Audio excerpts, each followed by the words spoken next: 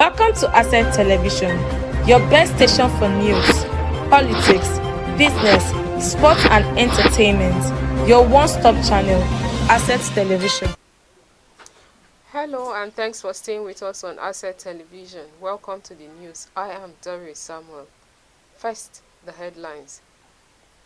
Federal government repatriates 190 stranded Nigerians from Arab Emirates. Dan Nwayangu cries out alleges threat to life. Court bars the post emirs from parading themselves. Now the news in full. The federal government has successfully repatriated 190 Nigerians from the United Arab Emirates. The returnees arrived at the Nnamdi Azikiwe International Airport, Abuja, where they were received by a combined team of Nigerian officials led by the National Emergency Management Agency. Upon arrival, the returnees were profiled and documented by relevant agencies, according to a statement by Bashir Idris Garba, a director in NEMA. He said they were also sensitized on the importance of exhibiting decorum and responsibility as they reintegrate into Nigerian society. The federal government is planning to roll out 3.5 million meters to enhance power distribution and $50 million funding for state solar plant pilots and infrastructure upgrades. It is also planning measures to support tariff frameworks, market reforms, and co-financing the Transmission Company of Nigeria's Performance Improvement Plan. According to a statement by Mohammed Manga, Director Information and Public Relations, the Federal Ministry of Finance, these are the government's renewed determination to drive economic growth and development in the country as it continues to engage with relevant stakeholders with a view to boosting power sector investment as a major priority area for achieving the desired objective. The FCT Police Command has warned against the intended protest by the Islamic Movement of Nigeria in the Federal Capital Territory. A statement by the Public Relations Officer, Josephine Ade, said intelligence has it that the proscribed organization, also known as Shiite, is planning a procession to mark the 2024 Islamic calendar day of Ashura. According to Ade, antecedents have shown that such activities carried out by the IMN members often result in significant disturbances, leading to anarchy and chaos within the capital territory. It said the command therefore urges any individual or member of the proscribed organization to refrain from or shun any intended form of protest or procession in the nation's capital. Chairman of the Zenith Labour Party, ZLP, Dan Nwayangu, on Monday raised the alarm over attempt at his life by some sponsored assailants. Nwayangu said he has been under the radar of a current minister since he gave an interview to the media in which he said the FCT minister is preparing to take over from President Bola Tinubu in 2027. So this is a threat to the life of Chief Dan Nwayangu, my humble self. I am constrained to bring to the notice of the Nigerian public the unprovoked threat to my life by a notorious agent of the former governor of Rivers State and now Minister of Federal Capital Territory, Chief Nyesom Wike, by name Mr. Moses Emmanuel. This bloodthirsty killer brazenly confronted me at the pastry shop, Transcorp Hilton, where I was having snacks and coffee with my friend Alhaji Aliu.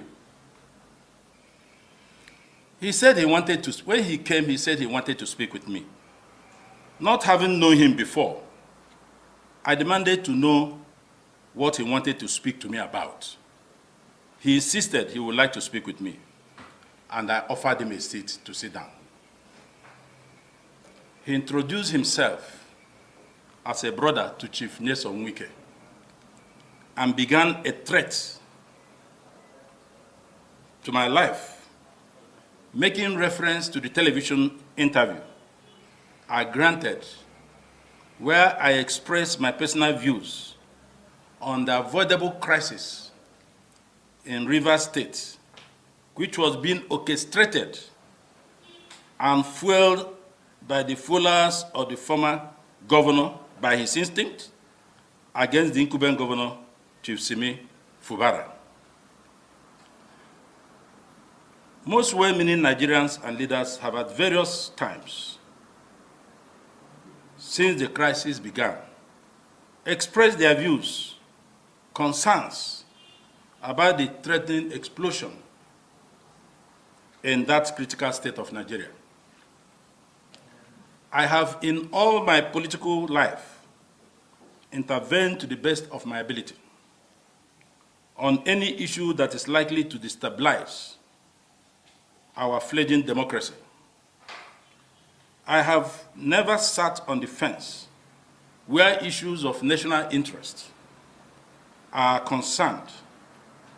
In that manner, I raise my voice, as I have always done, in other issues that border on national unity and stability. I express my concern on Chief Wike's interference and meddlesomeness in the governance of Rivers State, a state he governed for 8 uninterrupted years.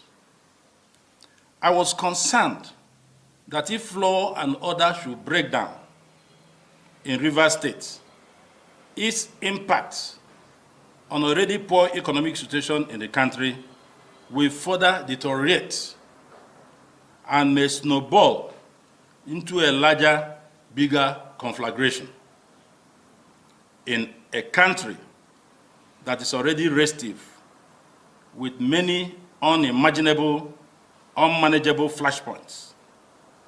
No patriotic political leader will see such impending danger and not stand boldly and forthrightly to be counted among the peacemakers to reduce the tension in Rivers State. It is this interview that I granted to express my personal views and made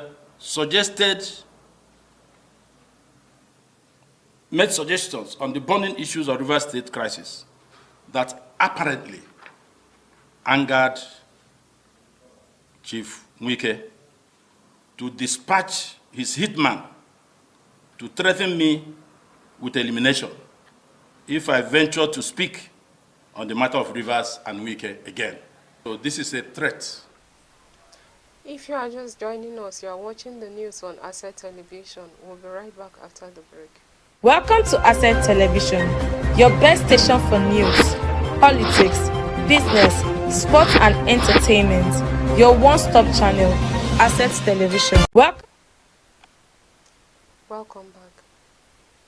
Nigeria has shown a promising decline in its cholera case fatality rate, dropping to 2.9% amid ongoing efforts to combat the deadly disease. The latest data via the Nigerian Center for Disease Control and Prevention (NCDC) website stated that as of week 27, the country reported a total of 2,809 suspected cases across 33 states, resulting in 82 deaths. As of June 24, the country announced a state of emergency on cholera because of a case fatality rate of 3.5%, well above the national expected average of 1%. The situation was dire. Cholera is a severe diarrheal illness caused by the bacterium Vibrio cholerae. The disease remains a significant health challenge, especially in regions with inadequate sanitation and clean water access. Understanding the transmission mechanism of cholera is crucial in curbing its spread and implementing effective prevention measures. The Kano State High Court 17 yesterday ordered the deposed Emir of Kano, Aminu Bayero, and the four other dethroned first-class emirs to hand over all the Emirates' traditional royal artifacts to the government or to the reinstated Muhammadu Sanusi II with immediate effect. Justice Amina Aliu also restrained Bayero and the dethroned emirs of Bichi, Rano Gaya, and Karaye from parading themselves as emir in Kano. The Kano state government had filed a suit asking the state high court to stop the 15th emir, Bayero, who was sacked alongside the four other first-class emirs, from reclaiming their former positions. The government also gave the deposed emirs 48 hours to vacate their palaces from the time of their dethronement. The court yesterday agreed with the plaintiff that the deposed monarchs are no longer emirs, having agreed that Muhammadu Sanusi II is the substantive emir of Kano. The judge also held that the new Emirate Council repealed Law 2024, reenacted by the House of Assembly, was done according to the law as enshrined in Section 14 of the Constitution. She also ruled that Governor Abba Yusuf gave assent to the Emirate law perfectly according to the Constitution. However, Justice Amina Aliu ruled that the issue of evicting the deposed Aminu Bayero from the Nasarawa Palace, where he currently stays, is a rent tribunal matter.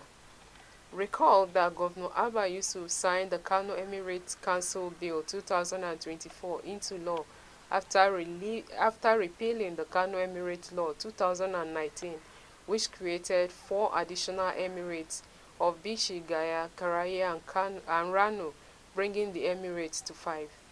The creation of 5 emirates by the past administration of Abdullahi Ganduje was later followed by the dethronement and banishment of the 14th Emir Muhammad Sanusi II.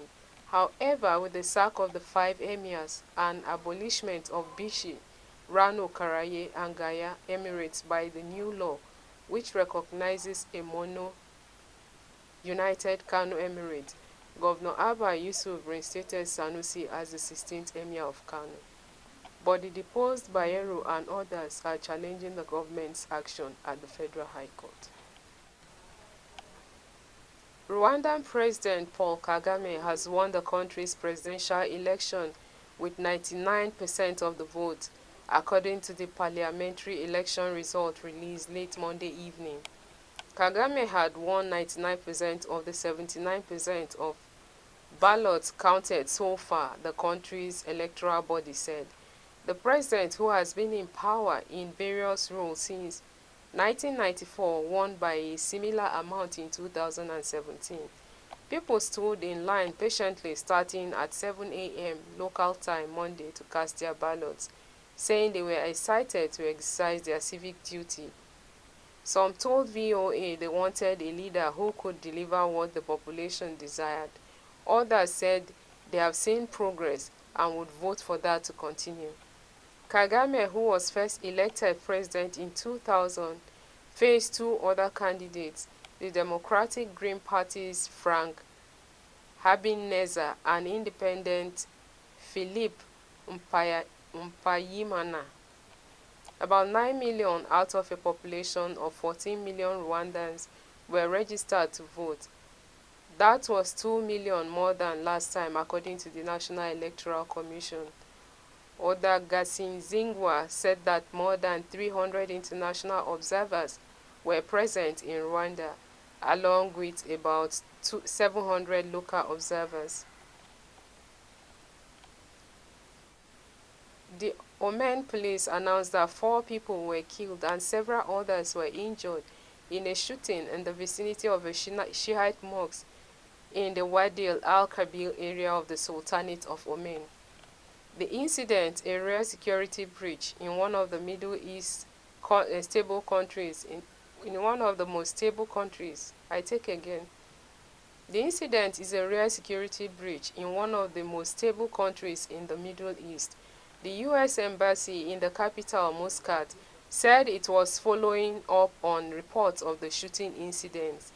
The attack occurred on Ashura, when Shia Muslims commemorate the 17th century martyrdom of Imam Hussein, Prophet Muhammad's grandson, on the battlefield. Republicans formally picked J.D. Vance as the vice presidential candidate in the 2024 U.S. election. The 39-year-old Ohio senator had been a critic of Donald Trump before he became an ally. The Republican Party confirmed on Monday former U.S. President Donald Trump as its candidate for the upcoming U.S. election and Ohio Senator J.D. Vance as his running mate. Vance was greeted at the first day of the Republican National Convention with a standing ovation, while Trump made his first public appearance since he survived an assassination attempt days earlier. Republican vice presidential candidate Senator J.D. Vance is introduced during the Republican National Convention. Trump's rival, U.S. President Joe Biden, condemned the Republicans' choice of vice presidential candidate. Vance is a 37-year-old Marine Corps veteran who rose to prominence with his 2016 memo, Hillbilly Elegy, that tells of the hardships he faced growing up in Appalachia, Kentucky, and Ohio. All is set for the Ekomi Awards ceremony taking place in Lagos. Otumba Bestman Nze Jumbo, in a radio interview in Lagos, said aside from the award for Governor Babajide Sanwo-Olu and that of a LASMA official, all others are contested. He said the selection committee has completed its job and the stage is now set for the award ceremony coming up on Thursday. Also, the proprietor of Team Nigeria for Change, Bestman, assured of a better Nigeria where all will be proud of. And that is the news. I am Doris Samuel. Keep watching Asset Television for more interesting programs. Also like and follow us on all our social media platforms. Thank you. Welcome to Asset Television, your best station for news, politics, business, sports and entertainment. Your one-stop channel, Asset Television. Welcome